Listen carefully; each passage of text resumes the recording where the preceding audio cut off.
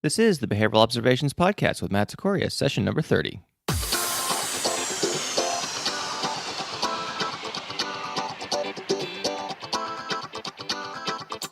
Welcome to the Behavioral Observations Podcast, stimulating talk for today's behavior analysts. Now here's your host, Matt Sikoria. Hey everyone, welcome to session 30 of the Behavioral Observations Podcast. I am so excited to present today's guest. You know, when I started this podcast, actually well before I started this podcast, I wrote this long list of names of people that I'd love to interview, and some of the names were perhaps reasonable in order to get on the show, I guess is what I'm saying, or they were perhaps an easy get, if you will. And there were some names that I knew were going to be a reach. In other words, some real, kind of big fish, if you will. So one of the names on that list was our guest today, Aubrey Daniels. And Aubrey Daniels, to use his words, was in the field before there was a field. And even way back in the day when I was in graduate school, he was a big deal and had been doing his thing in the field of OBM for many, many years. And so, again, when it came time for me to start the podcast, I thought, man, that would be just like, it would be awesome if I could ever get Aubrey Daniels to come on the show. And gosh, would he ever deign to talk to me on this podcast here?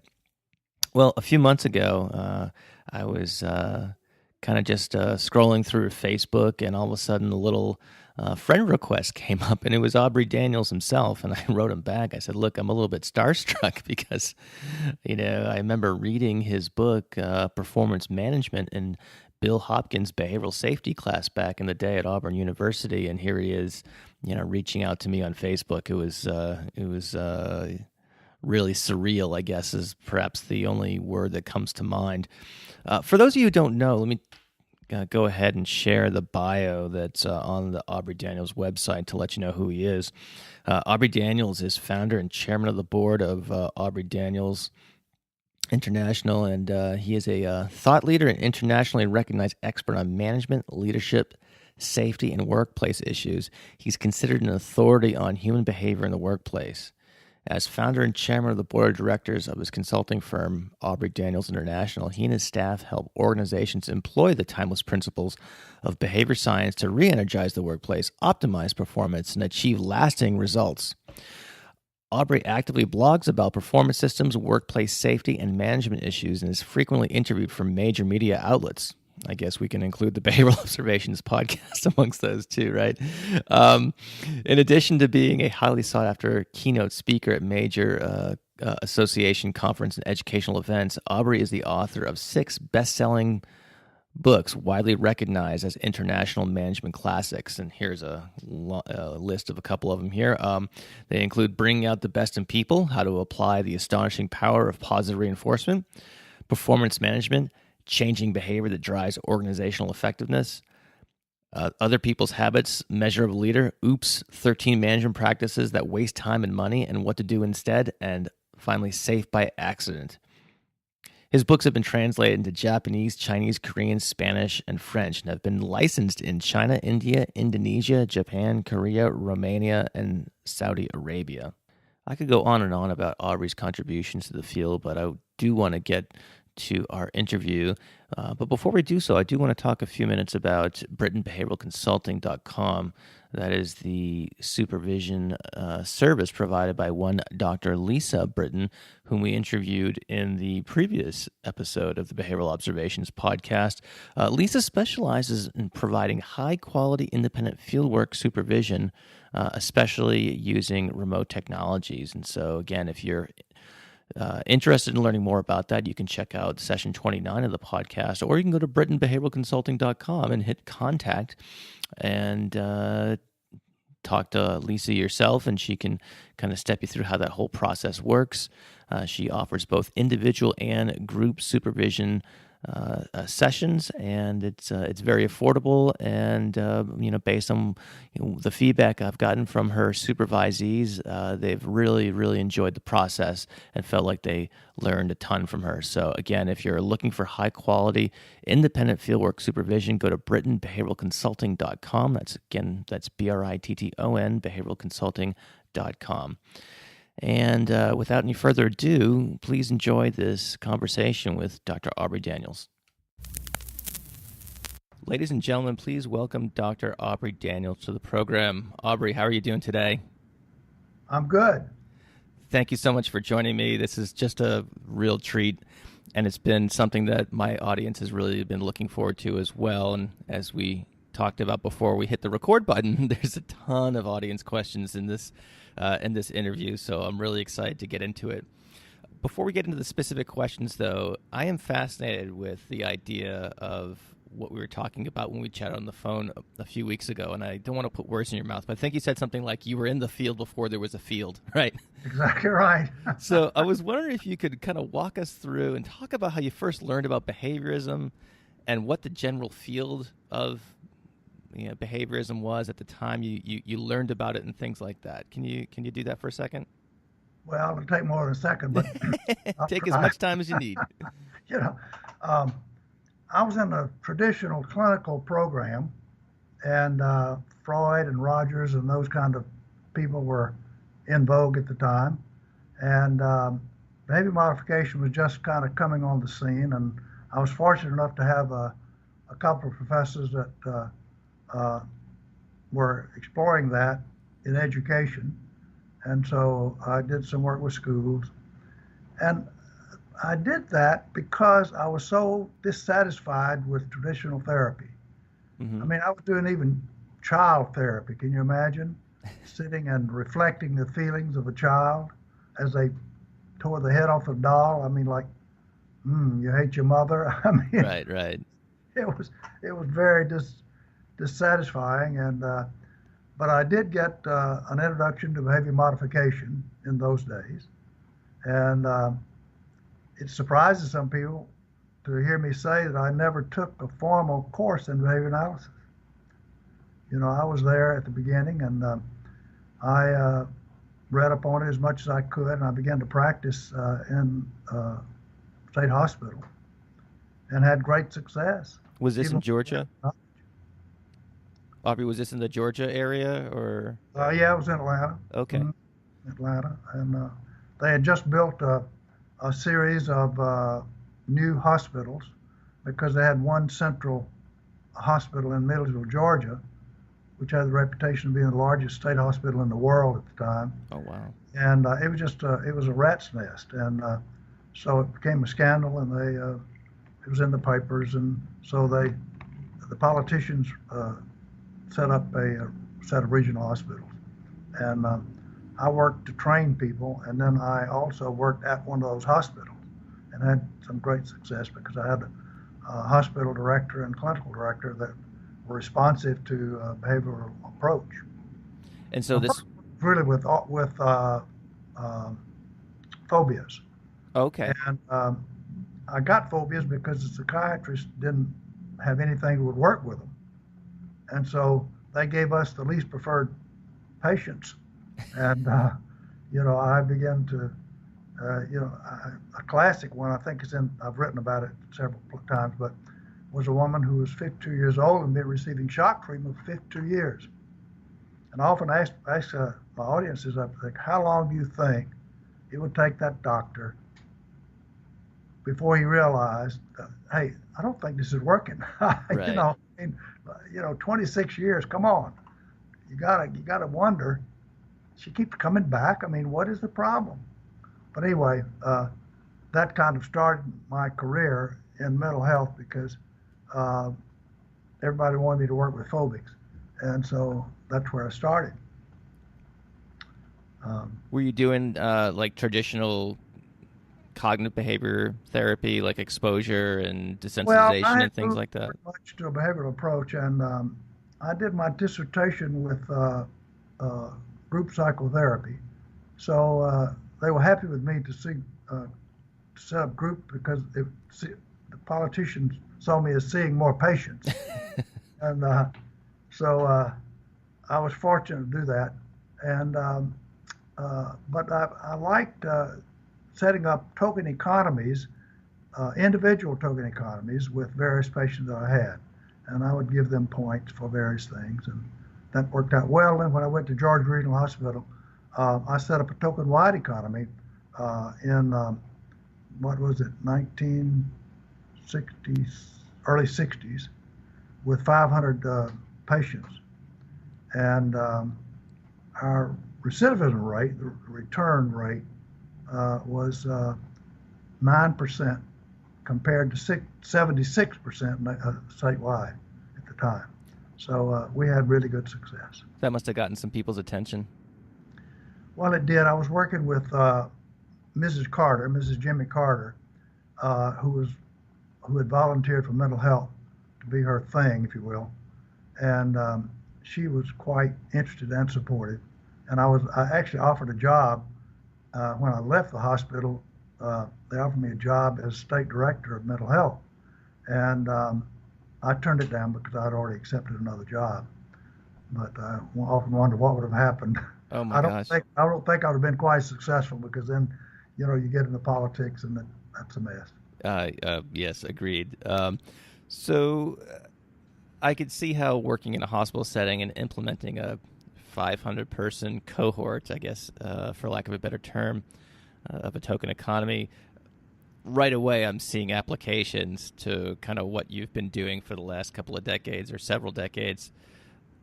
But can you take us back to the circumstances that, was there a light bulb moment where we went, aha, I can use this in organizations and I can, do X, Y, and Z? Can you walk us through from where you were in the mental health field to starting to apply behavior analytic techniques in corporate or other organizational settings? Well, I came to Georgia with a PhD making $7,000 a year. So you can understand that I had to do outside work.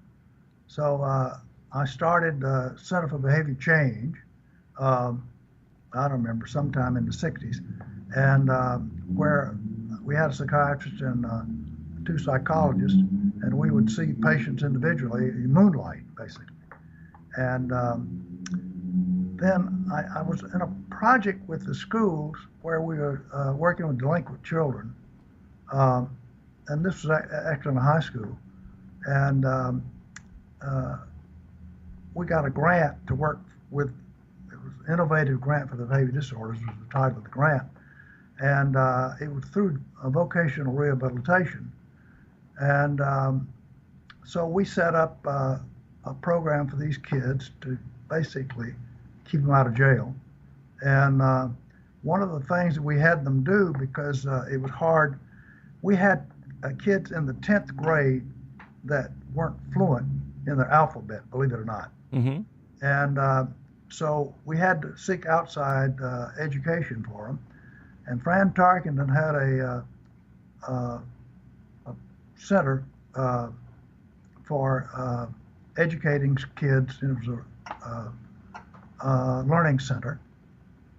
And I met him, and the work we did with the kids was so impressive that one of the people working for him said, "We've got a program with in energy in industry, and it was to hire the hardcore unemployed, and the National Alliance of Businessmen would support this by child care, transportation, those sorts of things, and they could hire people, but the problem was that they couldn't keep them.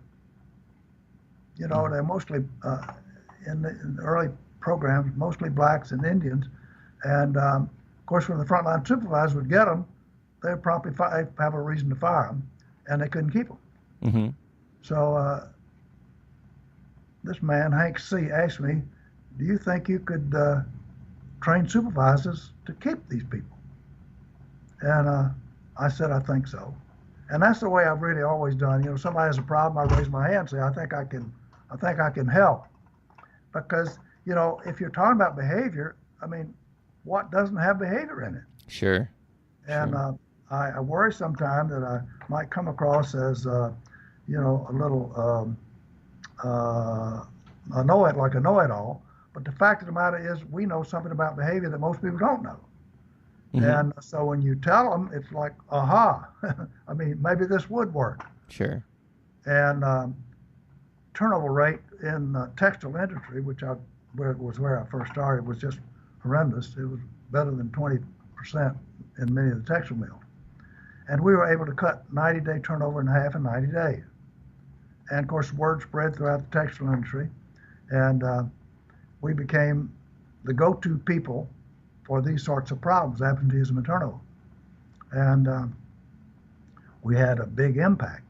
And unfortunately, the textile industry went into recession in the early 70s, I guess it was. And so all of a sudden, we were losing all of our business. I had a brother-in-law who was working for 3M, and he introduced me to people there, and so we started with 3M. It didn't hurt that Fran Tarkenton was playing football with the Minnesota Vikings. Mm-hmm. So 3M was our next client, and we worked in many of their factories, and it just kind of spread from there. In other words, an early criticism was, well, I can see how this would work with people who do repetitive jobs, but how about in a lab? And of course, they came to me with the labs and says, I'm having trouble in my labs. You think you could help? And I said, well, yeah, I think I can help. And so we started working with people in creative jobs, and as you might imagine, it worked. Great. And then, certainly there's a lesson there of, perhaps, I like that idea of raising your hand and at least going into something, or at least taking it into consideration, right? Right. Say, how can we conceptualize this problem from a behavior analytic framework? So take us from there to the development of Aubrey Daniels International, right? So it sounds like you had some kind of some beginnings. I don't want to say modest. That's the word that comes to mind. But just some connections that you had and made and developed, and kind of backed into some of these kind of consulting situations. And so, can you take us from there? And how you developed Aubrey Daniels International and things like that. Well, Fran was a great salesperson, and I'm sure he still is. And I may do some further work with him after many years. Aubrey, can we? I'm just thinking now. I know who Fran Tarkenton is, but I'm wondering that many of my listeners not. Fran Tarkenton was with the New York Giants and the Minnesota Vikings, and he was called a scrambler. He went to the University of Georgia, and he gained a lot of notoriety as a quarterback, a scrambling quarterback, because he could evade charging linemen and so on. Mm-hmm. And so while he was playing football, he would sell during the off season, and he was really good at it. I mean, people would pay a lot of money just to have him play golf with them. So, he was able to sell us in to do work. And we had a very large staff at one point doing that. When he quit football, then he wanted to run the company. And I said, well, you run it, and I'll go do my own thing. And so I started in 78. I started ADI. And I guess I had a good reputation anyway. Some of the customers, began to say, well, will you work with us? And Paul Broyhill of Broyhill Furniture Company was my first customer. And I still have contact with him. He's 92 now. And he told me just the other day when we saw him that I should have used you more. Well, I said, well, it's a late time to recognize that. But in fact, he was a great first customer. And we worked in 20 furniture plants. And, it just kind of spread from there. Our work, people would talk about it, and we did very little advertising. I didn't know much about business, and I would say that I regret that I didn't know much about business. I started at the top because I started where I could, which was at the bottom, although most consulting companies start at the top. Well, I didn't have that repertoire, so I just, when a president of the company says our frontline supervisors are the key, well, I said, all right, we'll work with the frontline supervisor. And it turned out to be an asset because we were one of the very few consulting firms that had experience on the front line. in the factory, in the plant, in the office where people work. And so I left him in 1978 and started ADI. And, it's like you never know where you're going to end up. You probably didn't think about what you're doing today, what didn't exist when you started. Sure. So when you think about what you're going to do, and I'm the same way. It's just taking advantage of certain people who say, I need help. And I say, well, I can help. Great. And that's kind of the way it went. And so where does ADI stand today in June of 2017 in terms of its size, scope, et cetera? Well, we're still a niche player in the field, and a lot of people in OBM, in the ABA, see us as larger than we are, I think. Even customers think we're larger than we are. We work in about 45 countries, and we're doing a lot now of train the trainer, trying to certify the company to do what we used to do, and stay and then follow up with their work. The world is changing around us, and we probably need to think about our model and how we can improve it. Doing a lot of online stuff and that kind of thing, which is where I think the business is going. I'm uncomfortable with a lot of online education because I don't see it as training people very efficiently. And but we're trying to do some things that counteract some of the problems that we see in terms of making sure that we really get people to be fluent in behavior analysis in order to be able to do this internally. Sure. But they have our support, backup support. So we train a lot of people in a lot of different countries, but they want to cut follow-up short. And, when they say to somebody, well, we paid to train you, so train, as though training is the solution. And as you know, it's not the solution. Indeed. It's just the beginning. So that's kind of how we've done. And economically, we're not large. And one of the reasons I think we need to change what we're doing is we plateaued ourselves in terms of revenue. We get about as many customers as we end with. So we've worked with Blue Cross Blue Shield of Alabama now for 30 some years. So they've seen the value of this. They hire behavioral people too. They give them some sort of preference because the ones they've hired have done really well. But we keep a customer for a long time, and they call us, and that's one of the things that helped us. We've got a few customers who do a lot of business with us. Mm-hmm. They've been with us for years. We're working with a bank up in northwestern Buffalo, northeast, and we've been with them about 20 years. And so they come to us when they have a problem beyond what we start with them on. And so that's kind of contributed to the expansion of our services in terms of what we work with and who we work with. So it sounds like they're seeing the return on investment and are obviously willing to invest in more assistance from you guys as they encounter different situations. Like people ask me, say, now, when you invented this, I said, wait a minute, I didn't invent this. A lot of people have done a lot of work that I was able to capitalize on. This seems simple when you say it, when you talk about reinforcing the things you want and extinguishing the things you don't want and so on. People think, well, this is easy. I think I can do that. And it is easy until they try it.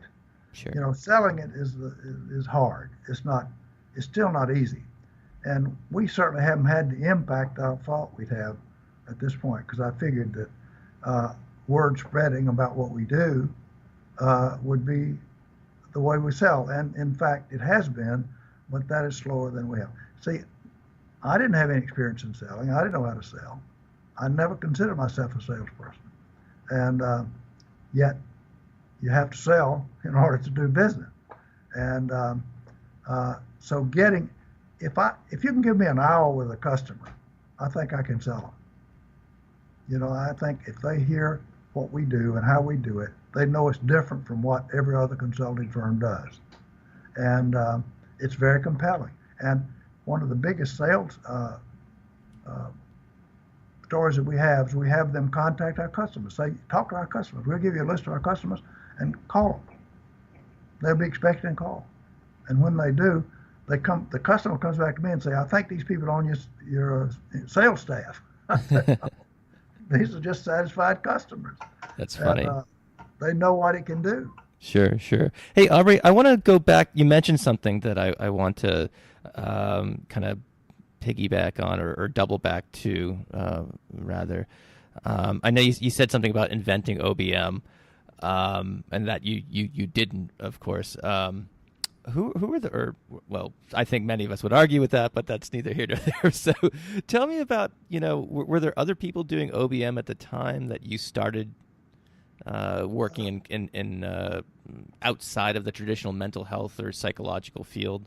Who were some other pioneers or trailblazers? Well, the only person that was doing anything close to what we were doing was Ed Feeney with Emory Air Freight. And he's kind of come into the fold. He's on the Cambridge Center advisory board, and we become friends. And he did something with Emory, it was remarkable like everything else. And I think there was nobody else. Mm-hmm. They were just the two. We didn't really compete because there's so much business out there that, we didn't call on the same people. I see. Okay. And, it's like when you're in the beginning, you're just kind of alone and you're trying to find your way. A big disadvantage I had was I never had any business training. And I encourage people today, I say, at least take a business survey course where you learn something about business, the way they operate, because you have to be able to counter that in terms of they say, well, we do this, and say, well, let's look at that and see if it's a behavioral way of solving a problem. And of course, it's not most of the time. Well, I think you're kind of getting into a question I want to get into in a second is, what are some lessons learned from scaling your business from the humble beginnings to where it is now, operating in 45 countries and doing all these initiatives and things like that. So it sounds like certainly formal business training is one of them. Are there other things that you of course, hindsight's 20/20, so don't be too hard on yourself here, but what are some things that, looking back, that, what are some lessons you can share that perhaps others can take advantage of as it relates to scaling up a business? Well, I went to the University of Florida, got my PhD there, and Wilsey Webb, who was the department chair, gave a paper at APA called How to Turn a Silk Purse into a Sow's Ear. And it was basically, the theme of it was, we train a perfectly good scientist, and then they go out in the world and get corrupted by, society. So I was determined to prove him wrong, and I think I have, in terms of that you can do this and do it well, rather than be corrupted by it. And, I found that ethically, businesses they're just people, right? And some of them are really good and some of them are not good. Some of them have the right motivation and some have poor motivation. They only want to make money, and whatever makes money work. The thing I think that has hindered the growth of this, like I would have seen, I would like to have seen, is the fact that we talked about return on your investment. And somebody said, well, have you ever had something that didn't work? I said, have you ever seen gravity not work? The laws of behavior work. And so we've always had good success. We haven't had the success that I wanted, because I think that what has hampered us is every competitor, now all the big 3 or 5 or whatever the number is, consulting firms that do accounting and other kind of things, can show a return on investment. Well, what we've got to be able to do, and we can, is show a return on investment that nobody else can match. I mean, I've seen dramatic changes everywhere we've ever been. I've started a learning center with Mary Sawyer here. It's called Fit Learning. It's a company out of Las Vegas and New York now. And they take kids who are having trouble in school, and in 40 hours, they get 1 to 2 grade improvement. Now, the U.S. public schools don't produce 1 grade level on average per 9 months. Yeah. And here they do it in 1 month, basically. I mean, and I think that the kind of results we can see in business are similar. We cut turnover in half at Cannon Mill in 90 days. It was like a miracle to them, and they couldn't believe it. And I'm at fault. I would go and say, we can give you a return on your money, and we talk about 4 to 1. In a year you should do 4 to 1 return. But we kind of got away from that, and I think that we can do better than 4 to 1. I mean, if you think about any environment, whether it's at school or at work, if you set the environment up to favor the behaviors you want, it doesn't take long to see this thing. Like some culture people say, well, it'll take 2 to 3 years to change the culture. Well, the way they do it, it does take 2 to 3 years. Mm-hmm. But we worked with Norfolk Southern Railroad, and we changed the culture in 1 year. And if we'd had our way, we could have done it sooner than that. It's like children. How long does it take children to learn how to react? School, most of school, to my opinion, is just a waste of time. Because, we could train kids better in 5 years than school does in 12. I'm satisfied that it does teach, because we've all been there. But it doesn't teach what is efficient. It's somewhat effective because we repeat over and over and over. And, kids coming back from vacation will spend September and October getting up to speed on what they knew the previous year. Sure, yeah. And so you already wasted 2 months of time. And then the teachers spend about 50% of their time actually doing academics. Well, the same thing is true in business. They just have other things that pull them away. Like the average supervisor doesn't have time to be on the floor where they need to be to help employees.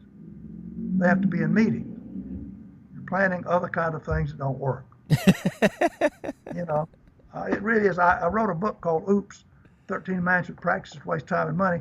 And when I was talking about it, as I was writing it, talking to business audiences, they'd raise their hand and say, well, I got another one. I said, wait a minute, I got to get this book done. That's right. And I just settled on 13 because that was a good number. Right. You could probably go to infinity, right? But there's so many things that they do that don't contribute to what they do. And if you can eliminate that, then you can have what I see in the future is that the frontline employee is going to run the organization. Because we've had over and over, we've had people at the front that knew the answer to a problem that managers have, but managers thought they had to have the answer. They thought they had to have the solution and the answer with all the planning and stuff they did, which is totally a waste of time. A 5-year plan is totally a waste of time. In 5 years, you cannot visualize what the world is going to be like with the technology and so on. And by the way, technologists don't know behavior.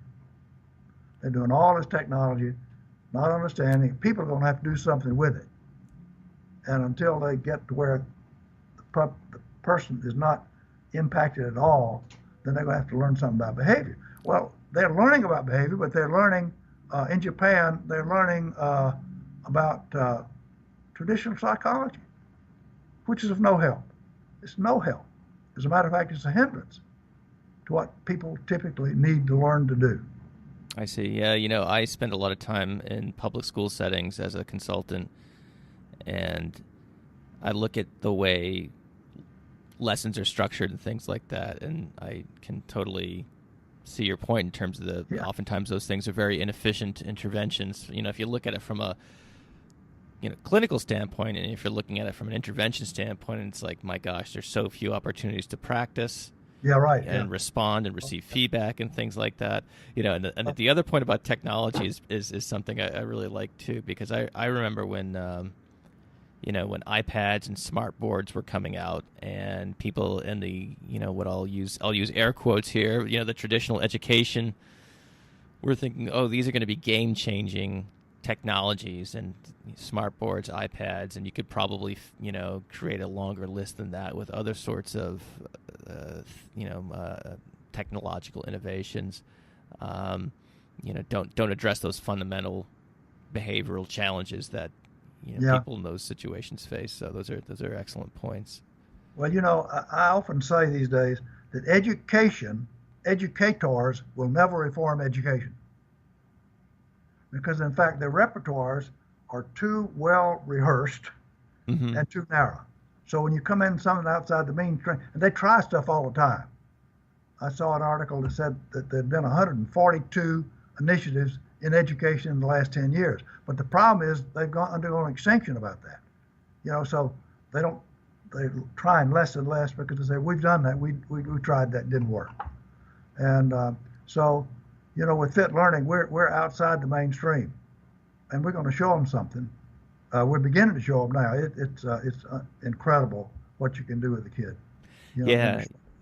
I met Mary very, very briefly at the last ABA in Denver, and I wanted to pick her brain about this more and didn't get a chance to. So maybe that's something we can do a show on and focus on. She's phenomenal. I tell you, she is phenomenal, and I am so lucky that we have her. We opened up May 15th, and already we're it's like build it and they'll come. Mm-hmm. People walk by and what is this? And then when they hear, and when you see the way Fit teaches, it's so different from the way you learn in a classroom that parents get it right away and say, whoa, this is different. And we've got kids coming from private schools where parents pay $40,000 or more a year, and the kids are deficient in their learning. I mean, it's amazing that they can be there in a private school and get by with not knowing how to read well, not knowing how to do math. I mean, what can you do if you try not to teach them? They're doing a very good job. Yeah, I can see that. My wife is a high school English teacher, and I'm not saying that to I take zero offense to what you're saying, because she came into the field from outside of a traditional education route and was in business and probably things. Dissatisfied too. Yeah. I don't want to get her in trouble here, but she's a different point of view for sure. Teachers do what they're trained to do. Yeah. And the problem is that educators have not changed how we educate people since the monk did it in the 6th century or sometime way back there. It's the same model. Telling is not teaching. Mm-hmm. Reading is not teaching. Tom Gilbert said, I'll tell you now and teach you later, because he understood the role of consequences in learning. Educators don't understand that. And so teachers are not taught. I think if we eliminated all departments of education in colleges and in the federal government Department of Education, I think the fact that DeVos is not an educator is a good thing, good reason to run the Department of Education, because she'd be open to ideas she'd never heard about. Mm-hmm. Whereas the educators say, oh, well, we tried that. Yeah. Oh, we do that. Oh, yeah, we do that positive reinforcement stuff. And think they know it. Right. Or say we've tried that, and they've, not by any fault of their own, but just probably because of support challenges and things like that, have implemented it inefficiently or improperly, and then said, I see that a lot with PBIS. It's like, well, we tried PBIS, and I used to have teachers come up to me after a talk and secretly admit to me that they used tangibles in their classroom. They'd have stuff in their desk drawer that they didn't want anybody to find about it because they'd be criticized. Mm-hmm. And so anyway, that's another subject. We could talk a lot about that. we could go on. So let's get to some listener questions. Aubrey, I am just really grateful. I've got a lot of listeners. They don't tune in to listen to me. They tune in to hear guests like you and stuff like that. And so when I put out the call for questions, they respond. They've responded big time here. So if you'll indulge me for a minute, I'd love to get some of the questions into the conversation. So Shubhata asks, do you see the field of OBM differentiating itself from ABA? She's curious about if that's been helpful for the cause of kind of disseminating OBM. What do you see as that? Well, I would hope it would not. In other words, I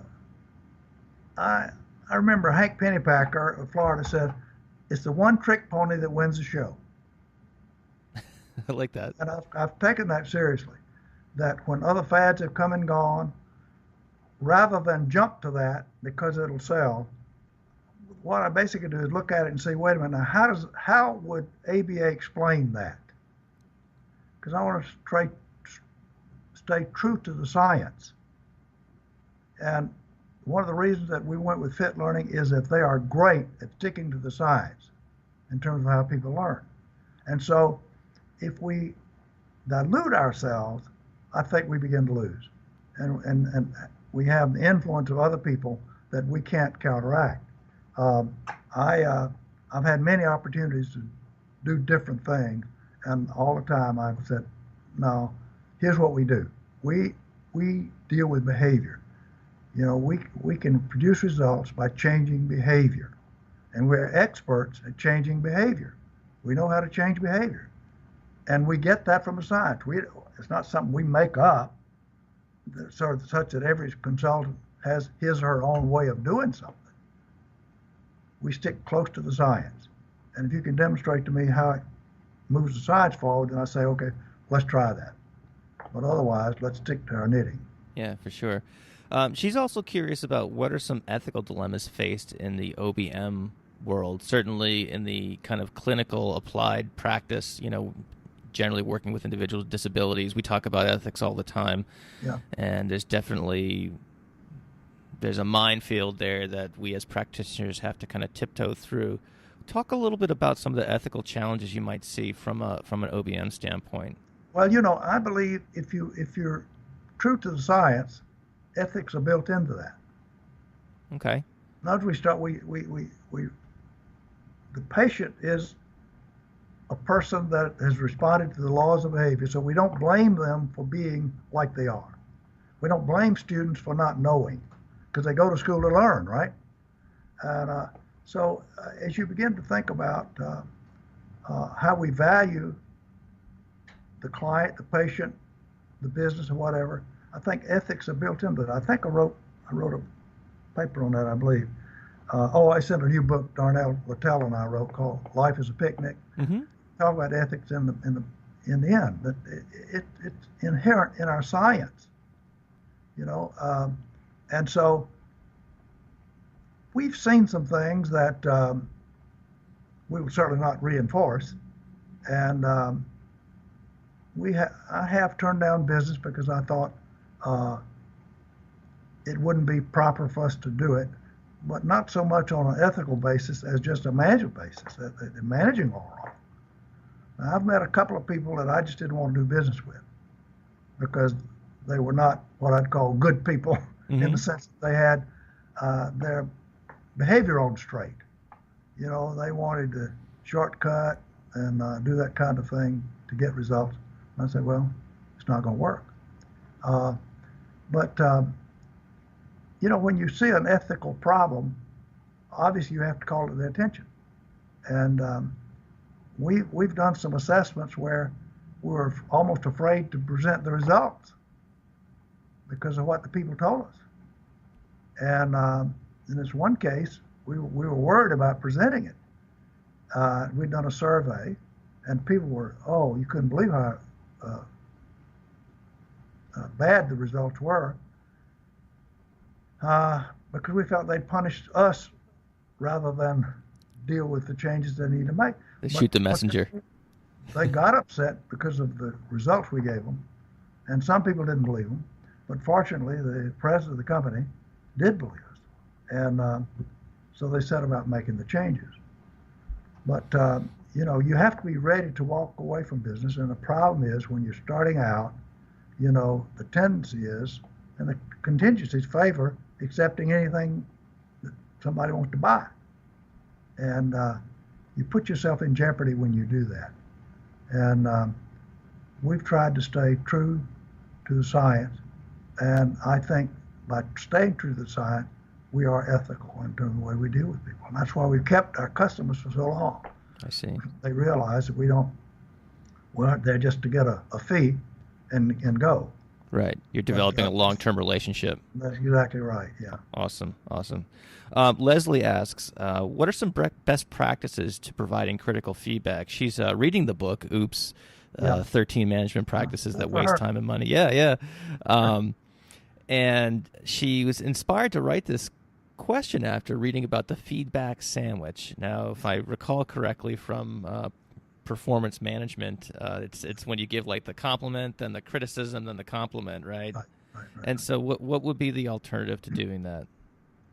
Well, let me just say, I think she uses the term feedback as synonymous with reinforcement, and I separate the two.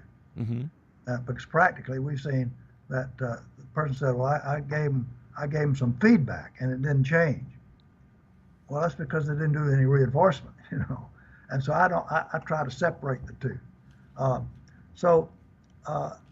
What our experience has told us, and this is just experience, not a scientific fact, that people tend to remember the last thing you say rather than the first. Mm-hmm. So you say, you did a good job, but you really need to. And so what we do is we separate feedback. In other words, if somebody's in a training situation, at the end of the day, we talk about what they've done that we liked. And then the next day, we say, I think it could be even better if you did the following. And so we take what the problems that they need to correct. See, I believe that the world is going to move to coaching rather than supervision. Okay. No, we're going to, that the job is basically to help the performer improve, as opposed to talk to them or show them what they're not doing right.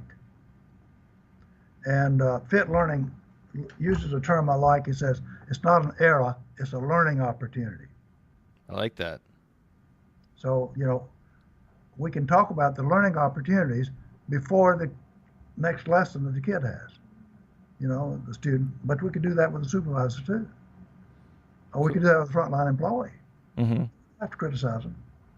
We just say, here's something that will help you do better. I see. Try it this way. Great advice. Jason writes, and Jason's I believe he's a business owner of a large ABA agency. He says, I'm curious about how Aubrey pays his staff.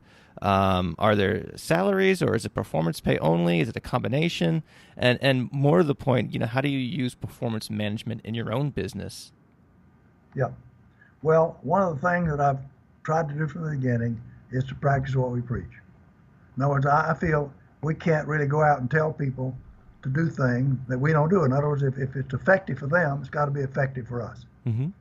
Now, I started out paying people basically by performance, period. And I began to see that most people are used to a salary. And they tell me, look, I haven't had a salary increase in 4 years. I said, but you're making above what people who've got raises in regular companies make. I know, but I haven't gotten a raise. So it's sort of in the culture, and we're fighting the culture. So what I've done, and my basis for this is some of the work that Alice Dickinson has done on pay, is that a combination probably works best. And so what we've done is basically a basic salary and a bonus plan. So we have a profit sharing bonus sort of an arrangement, and we have a matrix that people are scored on every month, and they earn part of their money based on that. So I mean, maybe I shouldn't have done this. I don't know, but if I'd stuck it out, I think I could have worked it. But people are just used to a salary, and I think to try to do something without a salary, all of that might seem attractive to some people to come on. After a while, they begin to say, all my friends are telling me about all these raises they're getting, and I'm not getting a raise. Mm-hmm. And they make it more than their friends. Right. What is this? But anyway, so ours is a combination. I don't know. I'd like to give that a try, actually, but yeah, that sounds pretty cool. All right, very, very cool. Amanda Kelly, aka the Behavior Babe, she wrote in. She wanted to ask a few questions, and she wanted to say hello. Also, she says, "What are some tips for someone wanting to expand into OBM? Our code, the Behavior Analysis Certification Code for Responsible Conduct, says we should seek internships and mentors. And so, how does one go about setting up a situation like that? Let's say I work with kids on the spectrum." And I'm getting to the point in my career where I want to kind of do something differently. The OBM field seems attractive. How would I go about what advice would you have for someone making that transition? Don't. Okay. Well, the reason I say that I love the directness of that. That's great. It's hard to sell. So what I suggest to people is do it where you work. Okay. In other words, if you're in an autism center, try to get autism centers to use this on the staff. I've been so many places, and we work with autistic centers to help them do this. But it's not that we don't have something that they could benefit from, because obviously we take them as a client. But it used to amaze me that you'd set up an autism center, and now you've got 100 employees. And when I looked at it, they follow business practices that I say don't work. Oh, yeah. I've seen that for sure. All of a sudden it occurred to me that, wait a minute, that's the only model of management they have. It's something that doesn't work. Most of the things I have in the book, Oops, is things that didn't work, like performance appraisal. I mean, we've been doing that for 100 years. And I say, don't do it. It doesn't work. And the only reason you can get away with it is because everybody does it. If people started doing other things, then you'd abandon that real quickly. So as they look at how to set up a business, they think they've got to do all these things that businesses do. It's seductive in that respect. And so I think something you can do is begin to, depending on your influence, which you know how to increase, right, in an organization, is begin to make some changes internally. I had somebody worked in an autism center tell me a while back. She said, "I love what I do. I hate where I do it." Ooh. Tell me more about that. Well, that was, they don't practice what they preach. Right. They don't practice what we preach, I guess I should say. Sure. And that, Sherman Roberts, who I worked with at the Cambridge Center years ago at Harvard, said the best way to treat people is also the best way to run a business. And I really believe that, because we've got people doing something, and how do we excite them about what they're doing? How can we make them glad they're here? And if you start to put a business practice in place, you got to ask the question, would this cause people to be more excited about working here? When you increase paperwork, or when you put in a new process. Most of the processes that we have in business are basically because we don't trust people. We don't trust people to perform, so we have to track them, right? What would be an example of that? Well, we have measurement systems that measure their performance. Mm-hmm. And because we got to be able to see, we can't trust them to tell us what they do. Now, I realize sometimes they don't know what they do. And we have a system here where we measure people, but it's basically self-report. They have a form and they fill in the report. We talk with them about what they need to work on. And so in order to be able to see improvement, they need to track it. Cool. But I think that that so much of what we do in business interferes with doing business. I like that. It does, and I think if we can begin to say, all right, what do we want people to do, and how can we get them excited about doing it? How can we get somebody excited about doing the same thing over and over and over and over and over? And we can. We know how to do that. Golf is a great example. I love golf, but I try to do the same thing over and over and over too many times every round. But I mean, we know how to get people who are not excited to be excited. When we open Fit Learning, most of the kids come in and say, I don't want to be tutored. And the second day, they would tell their mother or whoever's bringing them, I want to go back. When do I go back?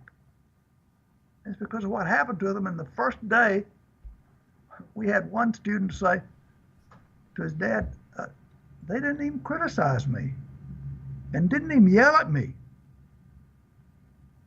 That's amazing.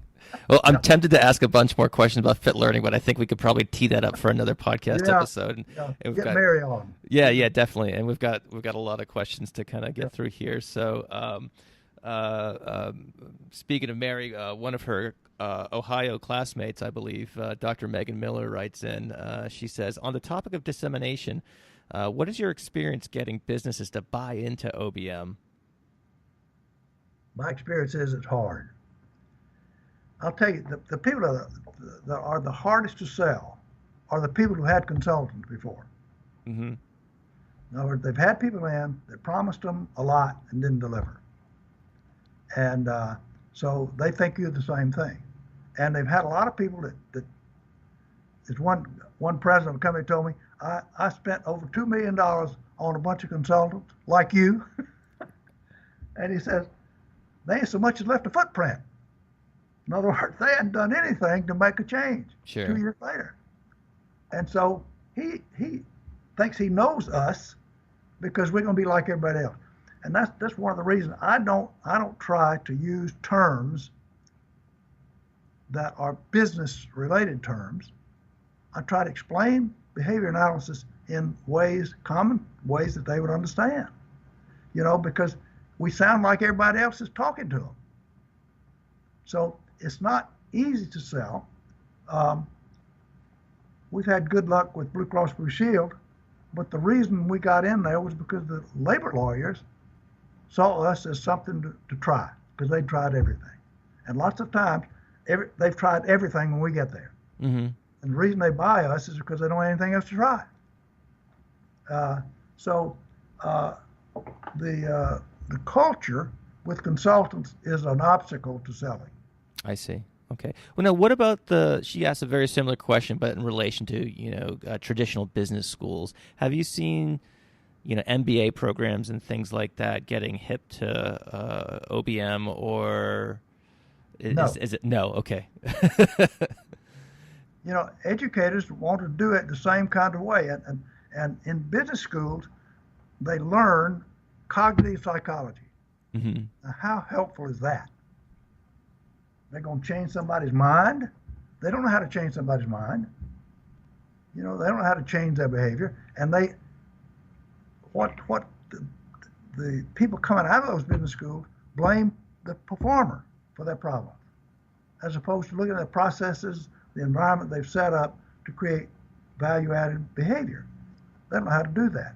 And Furman University has Jeannie Stratton on the faculty, and I helped her get there because I had some influence there, but it took 6 years for them to accept her.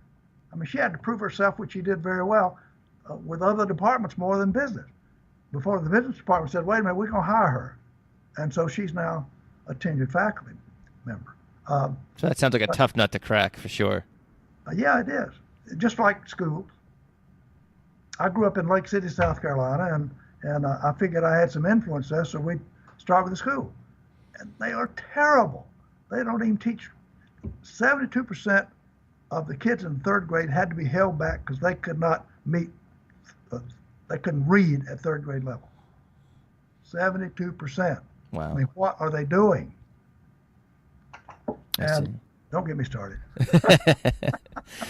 We could title that we could title the episode that, right? Let's see. So Mallory writes in. She says that a lot of us as BCBAs, we supervise people who are candidates for that Yeah. credential. Yeah. Are there any? And so her question is basically this: are there any activities or situations to suggest for a supervisor in their mentoring of a supervisee to kind of incorporate more OBM strategies as they develop as a practitioner? Well, Mallory, I hope I'm interpreting your question correctly. So yeah, we've wanted to have interns here, and for some reason it hasn't really worked out well. Not because of the people coming in, but because of just our work is not in Atlanta. We're all over the world, and sending somebody as an intern, to Sweden would not be cheap. So we've had those kind of problems, and I guess we've never really overcome them. I've got the president of the company now. I don't run the company anymore. I'm kind of doing the education thing now, and I come here every day, but I don't still actively get involved in day-to-day kind of things. But the thing we begin to realize is that let me just back up a second. sure, take your time. I'm not one for all this testing that we do with people to certify them to be a behavior analyst, because the only behavior you test is taking a test. Mm-hmm. So, okay, you're certified, take a test. One of the things I like about FIT, and we're training new coaches over there now because we're enrolling people. They observe them doing work with kids over and over and over. And so certification is basically certifying that you have a knowledge of the subject. Nothing else. Mm-hmm. So you can go out and be unethical.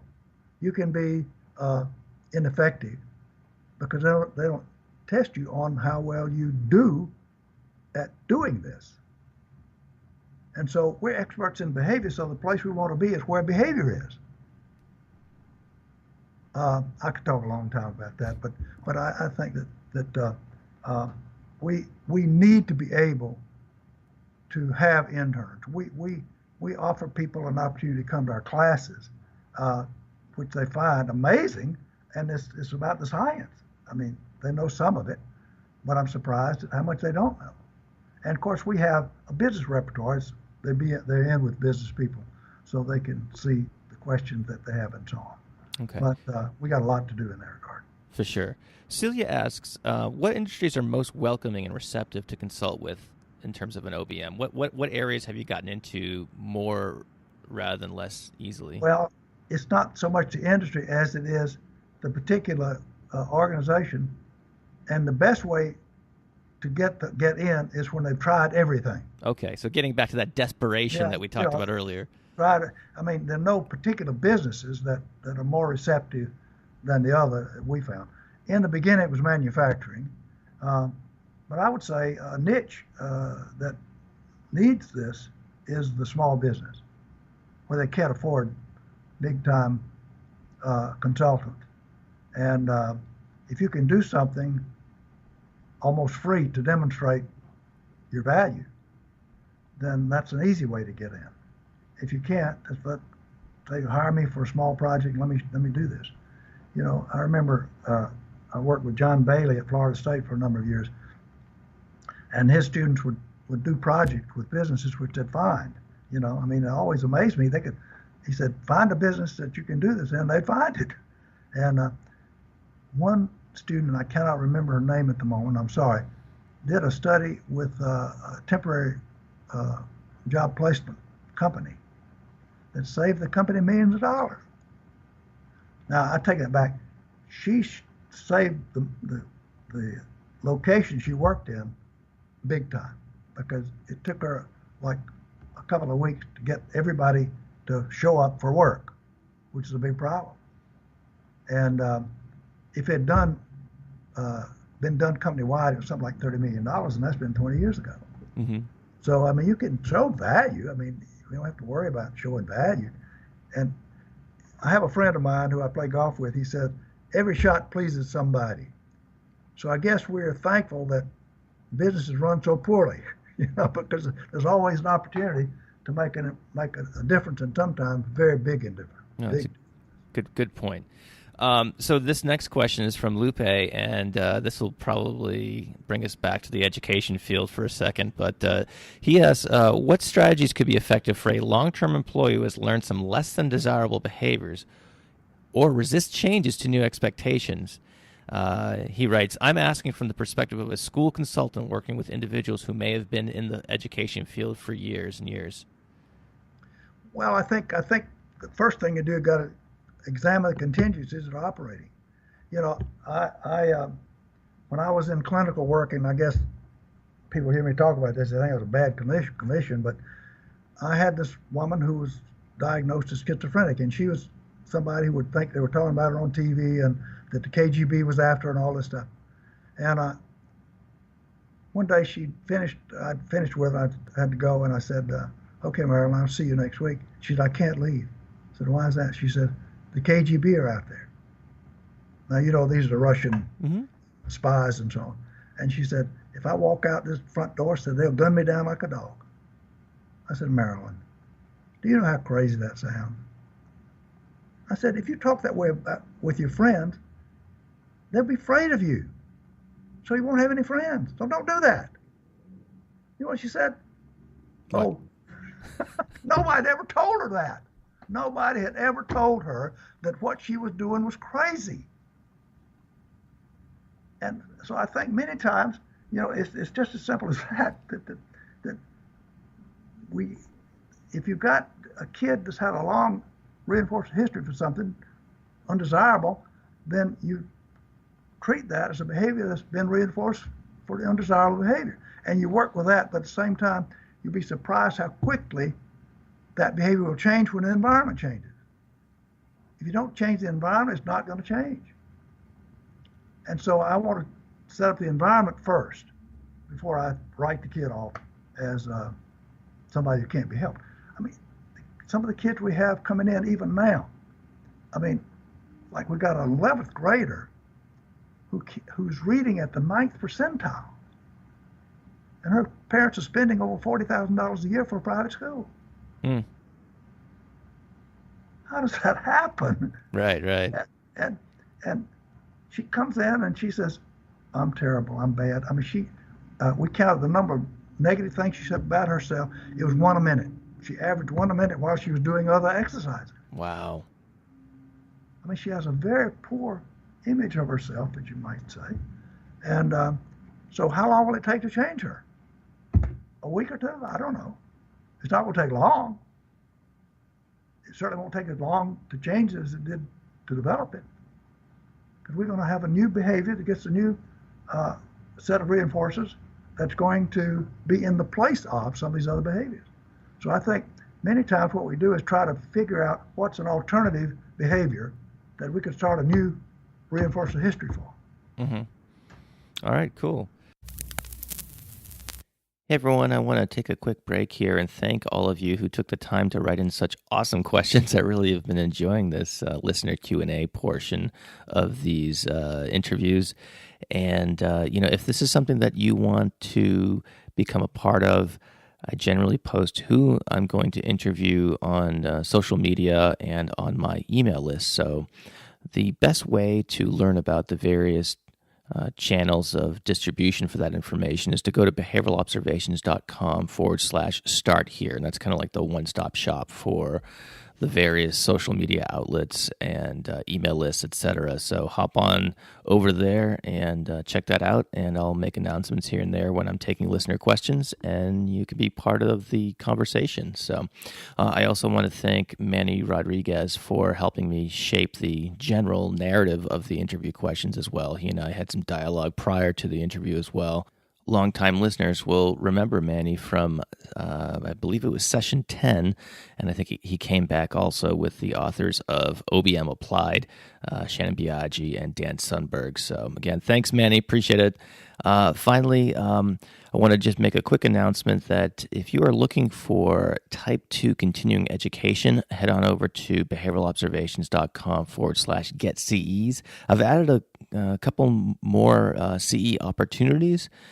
For selected podcast episodes, we have trainings available in functional assessment and treatment of problem behavior, ethics, supervision, acceptance and commitment therapy, and behavioral economics. So I think there's about 7 or 8 episodes that are available for CEs right now. And so it's a fun way to kind of get your training on the go. For those of you who have already purchased those CEs, thank you so much for supporting the podcast. And let's see, I think that's pretty much it for mid-interview announcements. Let's get back to our conversation with Aubrey. Can you share any, I know we kind of touched on this a little bit earlier, but what observations can you share or opinions you have about the growth of behavior analysis, broadly speaking, over the last several decades? Specifically, have there been missed opportunities for spreading our technology to society? And then conversely, what successful strategies have you seen that we as a field should consider doing more of or replicating? Yeah. Well, and this may be somewhat controversial with a number of listeners, but psychology has not done us a favor. My first job was with a man who had a 7-year-old. He was my boss, and so not the 7-year-old, but he overheard his 7-year-old trying to explain to his friend what his daddy did for a living. He said, "My daddy's a doctor, only he's the kind that don't help anybody." And that's exactly the way a lot of people feel about psychology. It's interesting. It's interesting at best. At worst, it's boring. So people don't look to us. I don't identify us as psychologists. Mm-hmm. I talk about behavior analysis a lot, but I don't say psychologists because they can't relate to that. And they figure, well, I've had a lot of psychological advice that hasn't worked, so I don't want to go there with that. Because we didn't grow up in business, we don't have good connections to talk to about people who have some influence over what gets done. And we tried to do it from the ground up, and we'll continue to do it from the ground up until we have an opportunity to talk to somebody who can make a system change. But now I will tell you this. A lot of people say, well, start at the top. Don't start at the top if the top is not respected. And often that's the case, where they don't respect the people at the top of an organization. They think they're nutty. They think they're on drugs or something, but they don't understand what's really going on. And so most of the time we start in the middle with a frontline supervisor or department manager who wants to do this, and not worry about the rest of the people. Because if we can show a good effect, then everybody will want to do it. I see. That's the way we worked at Rubbermaid. We just went in a department, and everybody said, "Hey, when are we going to start doing that?" So that's a good way. If you know somebody, I started with a friend of mine who was a pharmaceutical salesman with Bristol Labs, and he gave me a problem with the salesman. I gave him an answer, and it worked. So he said, "Let's do this some more." I said, "Okay." All right. So getting those small wins and getting those small wins kind of publicized and building on one another. So it sounds like good advice. What worries you, Aubrey, about the growth of our profession going forward? Well, what worries me is the rapidity with which it is accelerating, in society as a whole. Now, I'm as one of our guys said, I'm as optimistic as a seed catalog. So I'm not easily dissuaded or discouraged, and so I figure we've got to do it, but I think we've got to make some change in the way we do things. And one of the things, as I talked about earlier, is we've got to major on big effects, that we can produce a change that nobody else can match, that we can make changes in the way people behave in a short period of time as well. You're not going to talk to us and say, well, 3 years from now, you'll see some changes. No, they need to see changes the first month. And we can do that. Technology is that. It's that perceptive, that effective. So I think until we begin to realize that, you see, I think with autism, for example, kids have made tremendous progress with that. But we don't know how to get the customer to talk about that to other people. How'd this happen? Well, they don't know. And they need to be able to say, there's an old Greek saying that says, change a man against his will is of the same opinion still. So using negative consequences is not going to work. Mm-hmm. Forget that. So what we're going to try to do is to change people's minds by changing their verbal behavior. And many times they'll do a survey in a business, and the business will say, well, we got this problem. And manager will fix that problem, and then they'll still talk about it as though it was a problem. And I said, well, we haven't taught them to talk about what we did. So we train managers to say, look, have you noticed any changes around here lately? Well, yeah, we've done something with that. I said, did you like it? Yeah, it was good. I liked it. So we have to train that behavior of examining the environment and seeing what management has done that's helped me do better.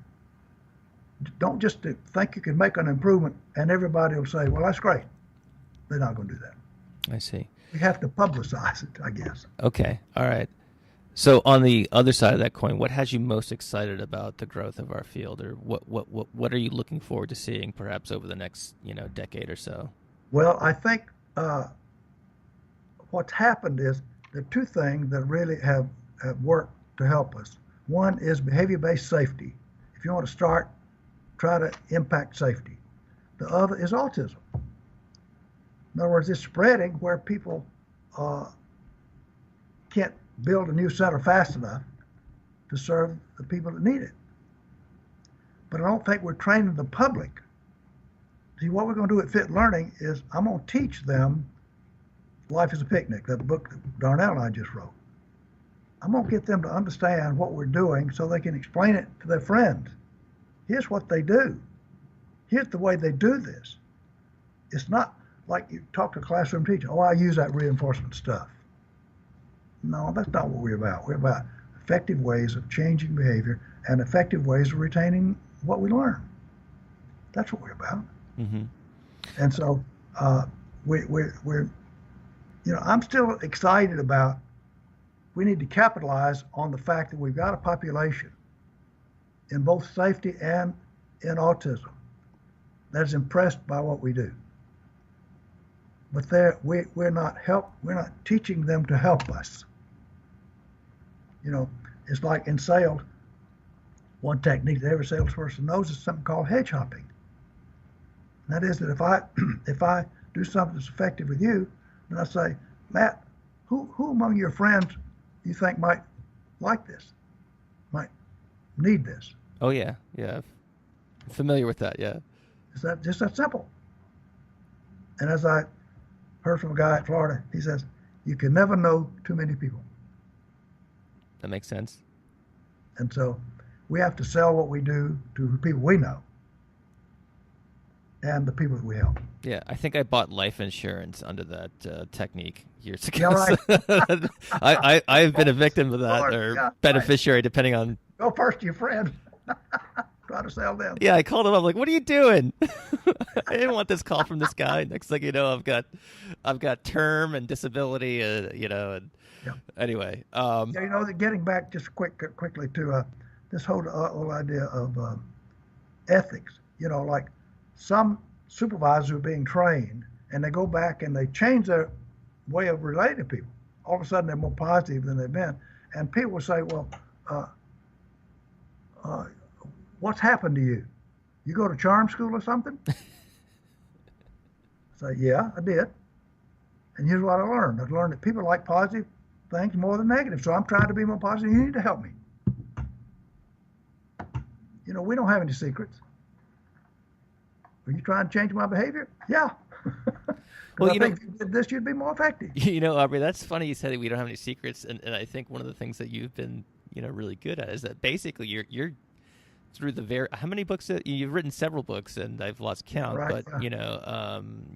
you're very open about how you guys do what you do and how you accomplish that. So Yep. it is kind of funny because you've basically given the blueprints to a Well, lot of the the stuff. problem is with that is that you can read, but you don't necessarily learn. You think you know some things you don't know, and so I was reluctant to write a book for a period of time for that very reason, the reason that you talk about. Well, if they know this, they'll do it. And one of my friends, my colleague, we're working with Shelf's workshop, and he said, "Do you think us going out there and talking to them about this is going to solve all their problems?" He said, "Why do they keep asking us back?" Because in fact, we're able to do things, like a supervisor says, "Well, I got this kid that won't do it." Well, okay, well, what are you going to do about that?